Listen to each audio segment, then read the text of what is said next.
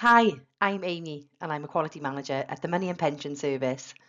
In this video today, I'm going to talk to you about Standard 4K, and this is for debt services. 4K is broken down into three parts, 4K1, 2 and 3. Let's start with 4K1, which is financial scams. People seeking debt advice are often in vulnerable situations, which unfortunately makes them a prime target for scammers. It's important that practitioners stay alert to signs when something isn't quite right. Scams may come in many forms, including fake debt relief companies, impersonation, or fraudulent offers promising to write off debt for quickly and maybe for an upfront fee. Signs a consumer is at risk of being scammed or has been may include fake debt collection letters, threatening calls or text messages with pressure for payment. Could be unusual payments or transactions on their bank statements, or sometimes an offer which simply just sounds too good to be true. This standard is not asking practitioners to ask about scams, but being mindful during interactions where information may be disclosed that may suggest the consumer is at risk or has been subject to a scam. Where this would apply, there would be an expectation for practitioners to provide appropriate signposting by directing consumers to trusted sources for advice and or support. And finally, be supportive, not alarming. The goal is to help consumers feel informed and in control, not scared or feeling judged. Remember, even a small intervention can make a really big difference, and by spotting the signs early and guiding consumers to the right support, you can help from preventing further harm. So 4K2, benefits of shopping around.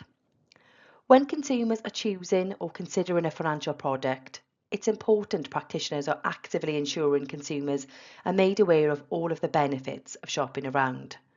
Financial products may include financial advice, insolvency practitioners, savings accounts, or a credit card. It could be a consumer seeking a new mobile phone tariff or TV package due to being out of contract. Different providers offer different products and services.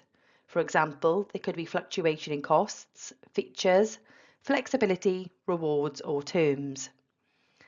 The promotion of shopping around can make a real difference to our consumers, allowing them to consider all of their options before making an informed decision, and being armed with all information to avoid any later surprises. Please note that practitioners must be mindful of not crossing regulated advice boundaries. And finally, 4K3, which looks at income maximisation and reducing expenditure.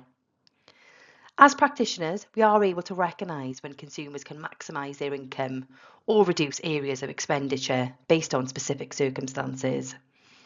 Income maximisation is a process to ensure consumers are receiving the correct and available financial support, benefits or grants.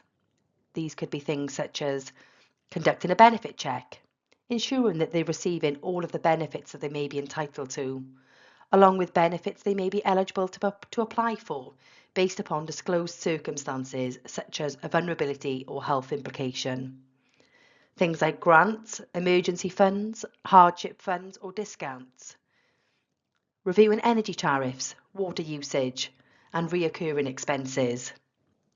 Consideration to things like renting out a room where appropriate, child maintenance, deductions that may be taken from wages, or even consideration of a tax code check.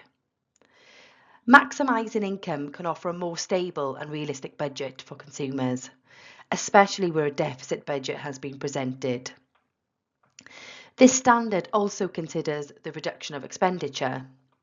Things for consideration would be checking bills, switching services, price comparison, budget, smoking or alcohol support for some savings that may be made, negotiating contracts with service providers. These are just some of the hints and tips that could be considered for this standard. And finally, I'd like to thank you for watching today. And if you would like any more information, please go to the MaPS Standards page at maps.org.uk.